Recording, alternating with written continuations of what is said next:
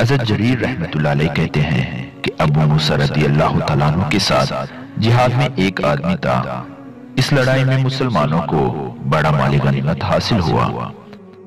حضرت ابو موسیٰ رضی اللہ تعالیٰ عنہ نے اسے مال غنیمت میں سے اس کا حصہ تو دیا لیکن پورا نہ دیا۔ اس نے کہا لوں گا تو پورا لوں گا، نہیں تو نہیں لوں گا۔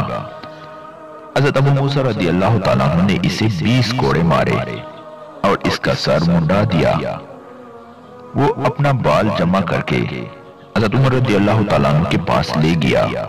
وہاں جا کر اس نے اپنے جیب سے بال نکالے اور حضرت عمر رضی اللہ تعالیٰ عنہ کے سینے پر دے مارے۔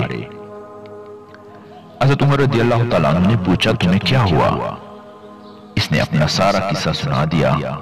حضرت عمر رضی اللہ تعالیٰ عنہ نے حضرت ابو موسیٰ رضی اللہ تعالیٰ عنہ کو یہ خط لکھا، سلام علیک، اما بعد فلاں بن فلاں نے مجھے اپنا سارا قصہ اس طرح سنایا۔ میں آپ کو قسم دے کر کہتا ہوں اگر ایک کام اس کے ساتھ آپ نے بڑے مجمع میں لوگوں کے سامنے کیا ہے تو آپ اس کے لیے بڑے مجمع میں لوگوں کے سامنے بیٹھ جائیں اور پھر وہ آپ سے اپنا بدلہ لے، اور اگر یہ کام اس کے ساتھ آپ نے تنہائی میں کیا ہے تو آپ اس کے لیے تنہائی میں بیٹھ جائیں اور پھر وہ آپ سے اپنا بدلہ لے۔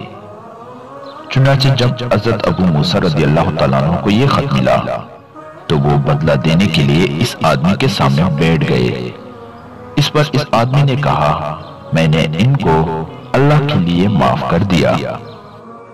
حضرت حرمازی رضی اللہ تعالیٰ عنہ فرماتے ہیں کہ حضرت عمر بن خطاب رضی اللہ تعالیٰ عنہ نے حضرت فیروز دہلی رضی اللہ تعالیٰ عنہ کو یہ خط لکھا، اما بعد مجھے یہ اطلاع ملی ہے کہ آپ میدے کی روٹی شہد کے ساتھ کھانے میں مشغول ہو گئے ہیں، لہٰذا جب آپ کے پاس میرا یہ خط پہنچے تو آپ اللہ کا نام لے کر میرے پاس آ جائیں اور اللہ کے راستے میں جہاد کریں۔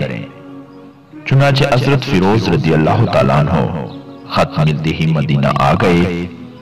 انہوں نے حضرت عمر رضی اللہ تعالیٰ عنہ کے پاس اندر آنے کی اجازت مانگی۔ حضرت عمر رضی اللہ تعالیٰ عنہ نے ان کو اجازت دے دی۔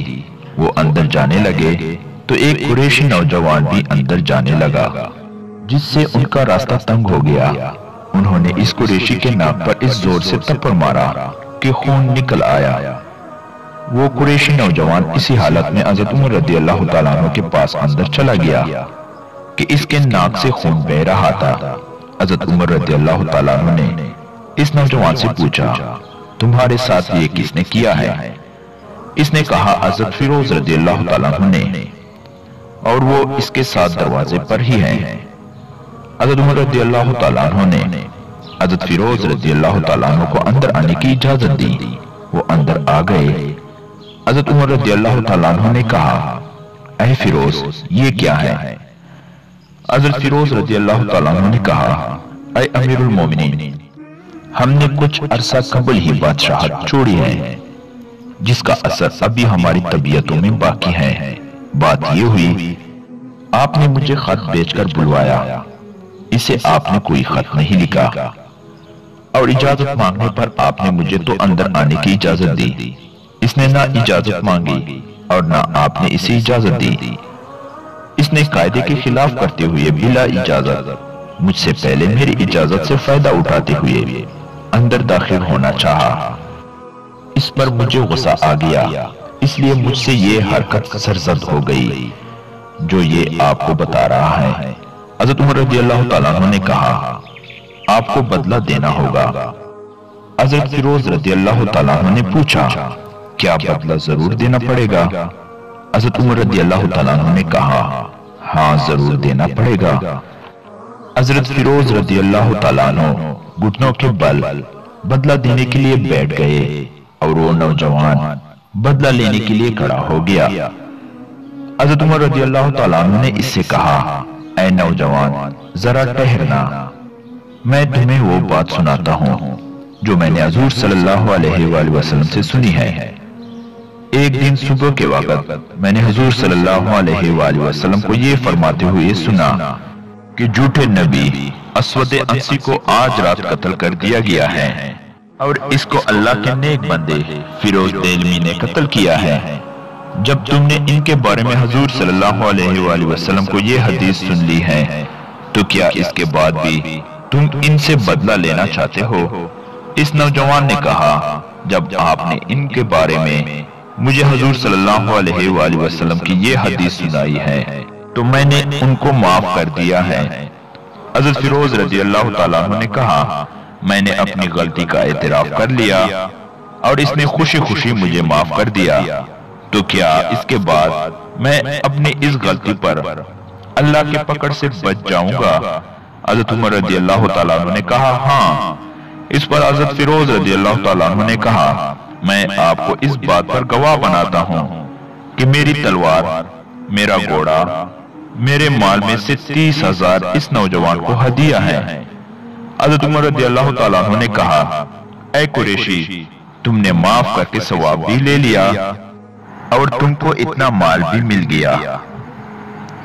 حضرت ابن عباس رضی اللہ تعالیٰ عنہ فرماتے ہیں، ایک باندی نے حضرت عمر بن خطاب رضی اللہ تعالیٰ عنہ کی خدمت میں آ کر کہا، میرے آقا نے پہلے مجھ پر تہمت لگائی، پھر مجھے آگ پر بٹھا دیا جس سے میری شرمگاہ جل گئی۔ حضرت عمر رضی اللہ تعالیٰ عنہ نے اس سے پوچھا، کیا تمہارے آقا نے تم کو وہ برا کام کرتے دیکھا تھا؟ اس باندی نے کہا، نہیں۔ حضرت عمر رضی اللہ تعالیٰ عنہ نے پوچھا، کیا تم نے کسی برائی کا اس کے سامنے اقرار کیا تھا؟ اس باندی نے کہا، نہیں۔ حضرت عمر رضی اللہ تعالیٰ عنہ نے کہا، اسے میرے پاس لاؤ۔ چنانچہ وہ آدمی آ گیا۔ جب حضرت عمر رضی اللہ تعالیٰ عنہ نے اس آدمی کو دیکھا تو فرمایا، کیا تم انسانوں کو وہ عذاب دیتے ہو جو اللہ کے ساتھ خاص ہیں؟ اس آدمی نے کہا، اے امیر المومنین، مجھے اس پر شبہ ہوا تھا۔ حضرت عمر رضی اللہ تعالیٰ عنہ نے پوچھا، کیا تم نے اسے وہ کام کرتے ہوئے دیکھا تھا؟ اس نے کہا، نہیں۔ حضرت عمر رضی اللہ تعالیٰ عنہ نے پوچھا، کیا اس باندی نے تمہارے سامنے اس جرم کا اعتراف کیا تھا؟ اس نے کہا، نہیں۔ حضرت عمر رضی اللہ تعالیٰ عنہ نے کہا، اس ذات کی قسم جس کے قبضے میں میری جان ہے، اگر میں نے حضور صلی اللہ علیہ وآلہ وسلم کو یہ فرماتے ہوئے نہ سنا ہوتا کہ مالک سے اس کے غلام کو اور والد سے اس کے بیٹے کو بدلہ نہ دلوایا جائے گا تو میں تجھ سے اس باندی کو بدلہ دلواتا۔ اور پھر حضرت عمر رضی اللہ تعالیٰ عنہ نے اس آدمی کو 100 کوڑے مارے اور اس باندی سے فرمایا، تو جا، تو اللہ کے لیے آزاد ہے، تو اللہ اور اس کے رسول صلی اللہ علیہ وآلہ وسلم کی آزاد کردہ ہے۔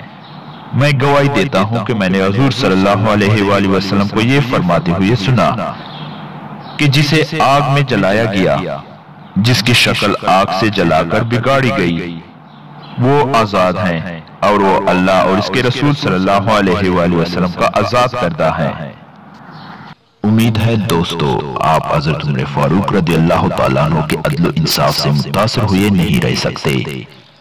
اللہ پاک ہمارے لیے خلفائے راشدین، اہل بیت رسول صلی اللہ علیہ وآلہ وسلم اور صحابہ کرام رضی اللہ تعالیٰ عنہ کی زندگی مشعل راہ بنا دے اور رب العالمین ہماری کوتاہیوں پر درگزر فرمائے۔ آمین ثم آمین۔